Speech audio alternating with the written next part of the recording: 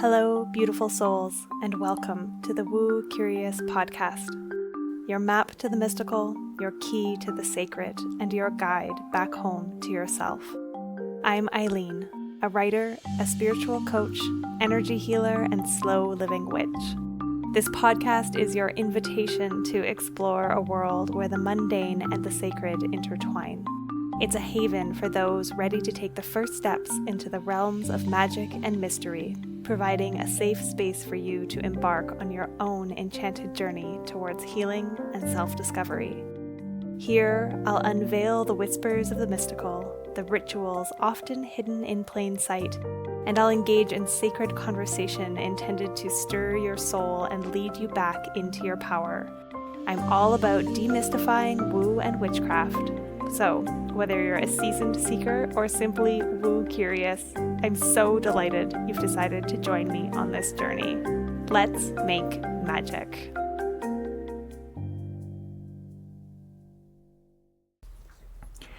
Hello, Woo Crew, and welcome back to another episode of the Woo Curious podcast. I am your host, Eileen, and this week we have a solo episode. This may be the most unprepared with a topic I've ever entered into an episode. I always wing it. You all know I don't work from a script. I am off the cuff. I have a few points I want to make, and I do have a few points I want to make. And I was sitting here trying to kind of collect my thoughts, gather what I wanted to say, what I wanted to emphasize, and I decided, you know what? So often I end up getting led down a path that I didn't plan in these episodes.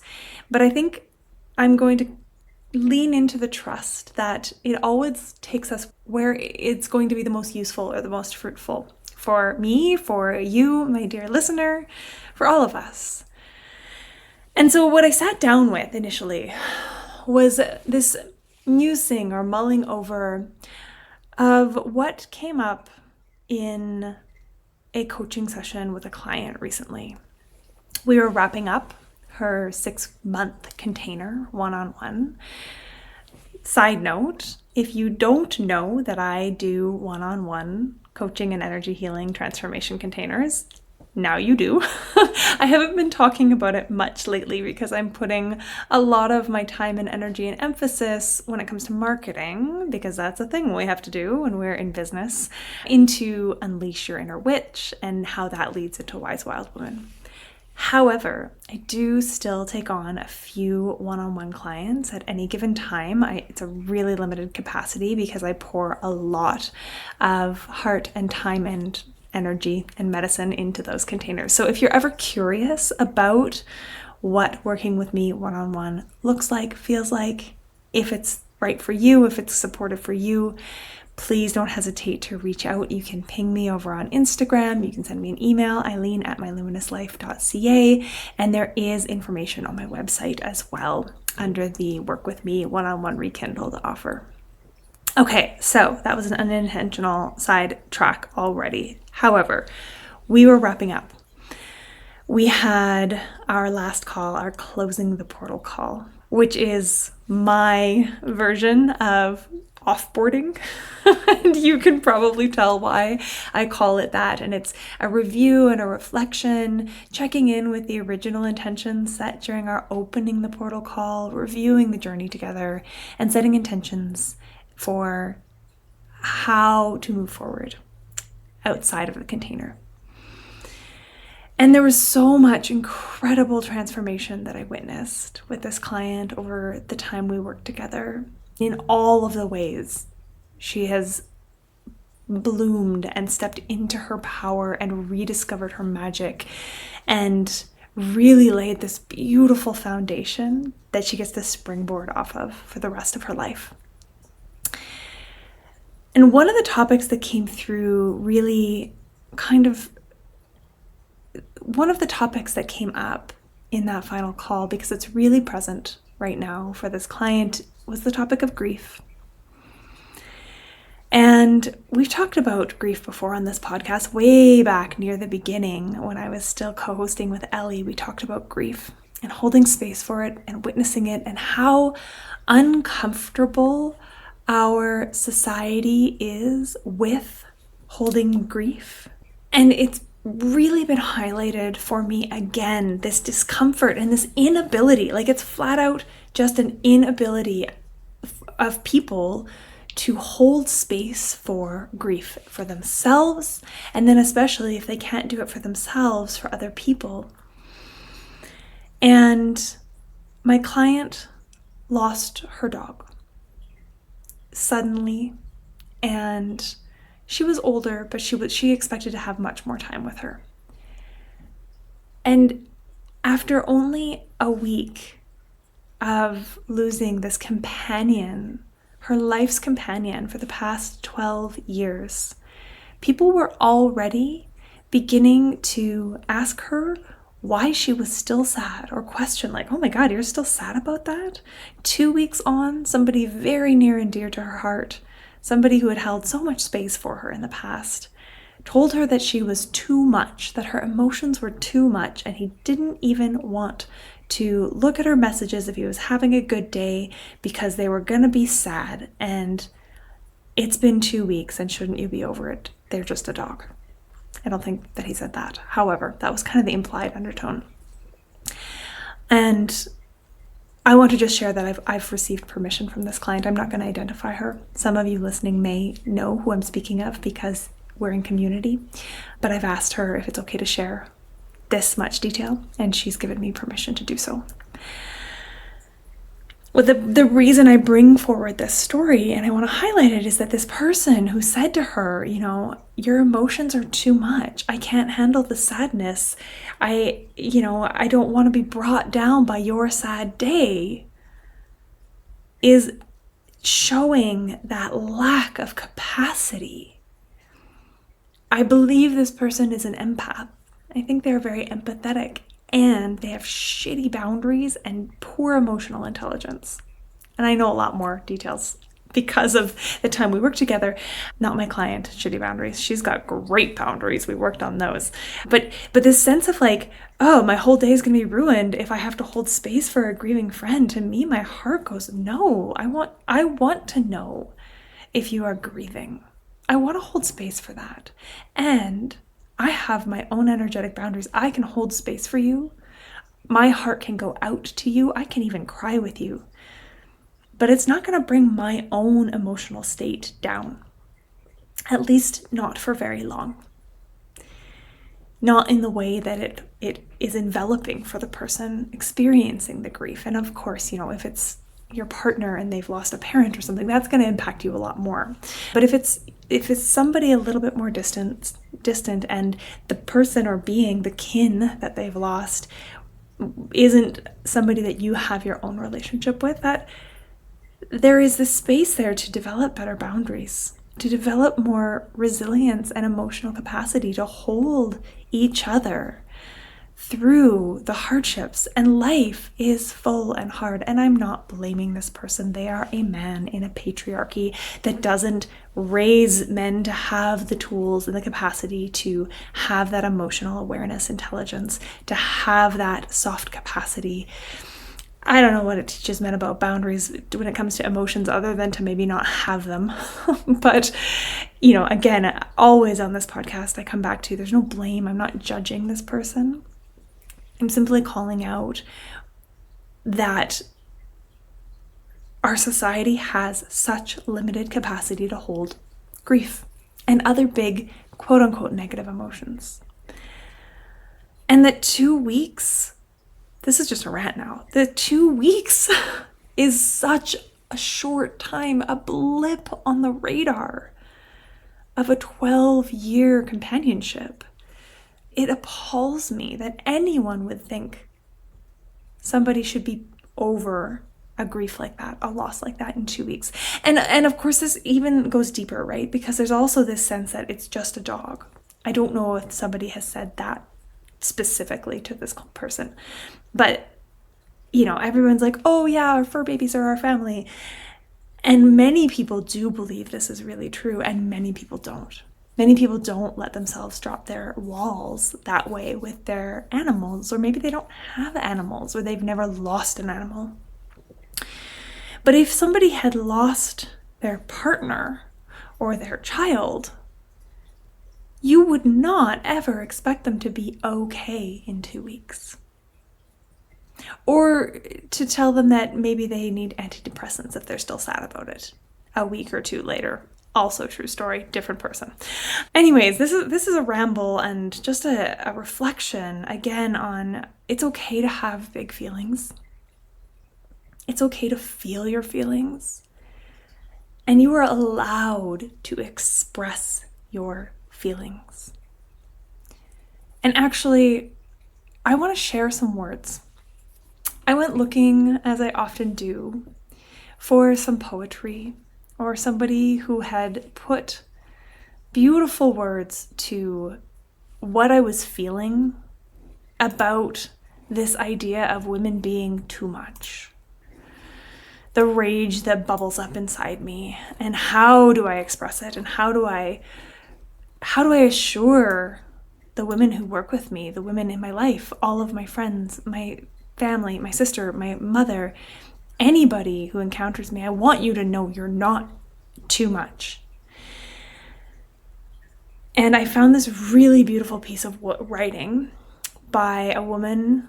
Actually, they may be a they at this stage. I was creeping their Instagram, and it looks like some big shifts and transitions have happened in recent years. So I'm just going to say by they, though they do refer to themselves in this piece of writing as woman. The piece of writing is by Ev'Yan, it's EV''YAN Whitney. They're easy to find on Instagram. And the writing is called A Too Much Woman. And I'm going to read it for you. There she is, the too much woman, the one who loves too hard, feels too deeply, asks too often, desires too much. There she is, taking up too much space with her laughter, her curves, her honesty, her sexuality. Her presence is as tall as a tree, as wide as a mountain. Her energy occupies every crevice of the room. Too much space she takes. There she is, causing a ruckus with her persistent wanting. Too much wanting. She desires a lot, wants everything. Too much happiness, too much alone time, too much pleasure. She'll go through brimstone, murky river, and hellfire to get it. She'll risk all to quell the longings of her heart and body. This makes her dangerous. She is dangerous. And there she goes, that too much woman, making people think too much, feel too much, swoon too much. She with her authentic prose and a self-assuredness in the way she carries herself. She with her belly laughs and her insatiable appetite and her proneness to fiery passion. All eyes on her, thinking she's hot shit. Oh, that too much woman. Too loud, too vibrant, too honest, too emotional, too smart, too intense, too pretty, too difficult, too sensitive, too wild, too intimidating, too successful, too fat, too strong, too political, too joyous, too needy, too much. She should simmer down a bit, be taken down a couple notches. Someone should put her back in a more respectable place. Someone should tell her. Here I am, the too much woman, with my too tender heart and my too much emotions. A hedonist, feminist, pleasure seeker, empath. I want a lot. Justice, sincerity, spaciousness, ease, intimacy, actualization, respect, to be seen, to be understood, your undivided attention, and all of your promises to be kept. I've been called high maintenance because I want what I want, and intimidating because of the space I occupy. I've been called selfish because I am self-loving. I've been called a witch because I know how to heal myself. And still, I rise. Still, I want and feel and ask and risk and take up space. I must. Us too much women have been facing extermination for centuries. We are so afraid of her, terrified of her big presence, of the way she commands respect and wields the truth of her feelings. We've been trying to stifle the too much woman for eons, in our sisters, in our wives, in our daughters. And even now, even today, we shame the too much woman for her bigness, for her wanting, for her passionate nature. And still, she thrives. In my own world and before my very eyes, I am witnessing the reclamation and rising up of the too much woman. That too much woman is also known to some as wild woman or the divine feminine. In any case, she is me, she is you, and she is loving that she's finally getting some airtime. If you've ever been called too much, or overly emotional, or bitchy, or stuck up, you are likely a too much woman. And if you are, I implore you to embrace all that you are, all of your depth, all of your vastness, to not hold yourself in and to never abandon yourself, your bigness, your radiance. Forget everything you've heard. Your too muchness is a gift. Oh yes, one that can heal, incite, liberate, and cut straight to the heart of things.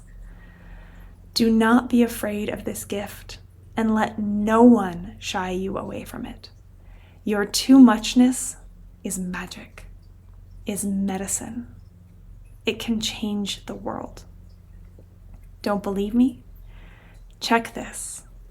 All of your favorite women, the ones who've made history, the ones who've lent their voices for change and have courageously given themselves permission to be exactly who they are, they're all too much women.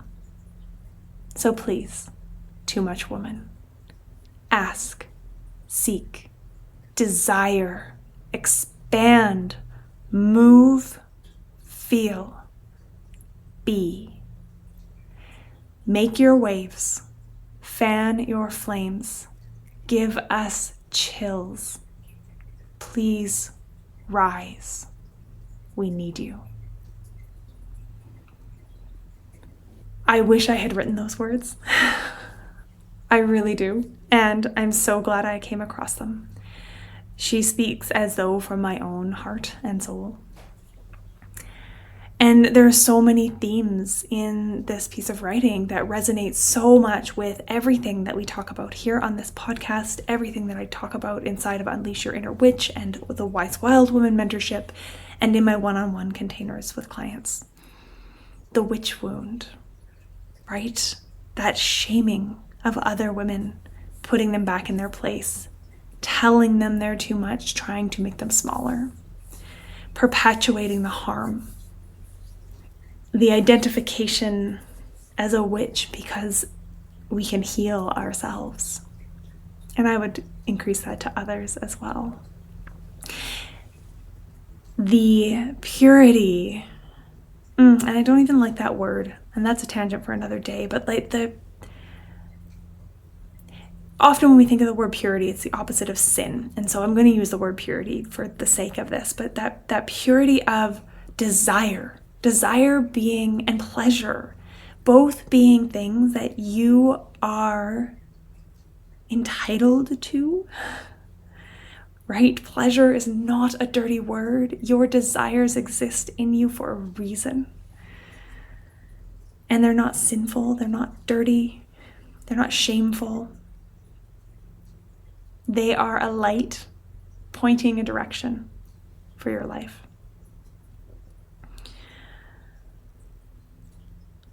And so I just want to invite all of you who are listening to lean into too much. the beauty of the ability to feel too much grief, to ride that wave for weeks and months, to express it when it comes, is that only those who can feel and express the big grief can truly feel and express the big joy. And joy is labeled as too much often as well. And we hold our joy in, or we make it smaller, we shrink it down. It's a bit outrageous feeling sometimes. And it's so sad that we do this to keep other people comfortable. So please, please be too much, feel too much, want too much, dream too much, desire too much, love too much, grieve too much, live too much. Okay, I'm going to leave it there. I had other things to talk about, but I think I'm going to save them for a future episode. As always, thank you for listening. The next thing that's coming up in my world, should you desire to dip in a little deeper with me, is Shine, which is a 5-day free transformative journey to step into your authenticity. And that'll be happening from June 16th to the 26th, rounded off with our summer solstice celebration. If you have any questions about that, I'm not sure if the link to sign up will be below. If it is, please sign up. If it's not, stay tuned till next week. As always with my live offerings, they will be recorded, and I have feedback from every one of these that I've run that the folks who watch the recordings really get a lot of value out of it. It is great to be there live, and there's some incentive for watching recordings because we all know where recordings go to die, our inboxes. And I'm really excited to be offering this one again. So, as always, wherever you are watching this, it helps ever so much if you leave ratings, reviews, like, comment, subscribe on YouTube. Send me a message if you have any questions ever about what comes up in these episodes. If you have a topic you want me to speak to, please let me know. And as always, I will be back here same time next week. I appreciate each and every one of you listening. Thank you so much for tuning in, Woo Crew. Bye for now.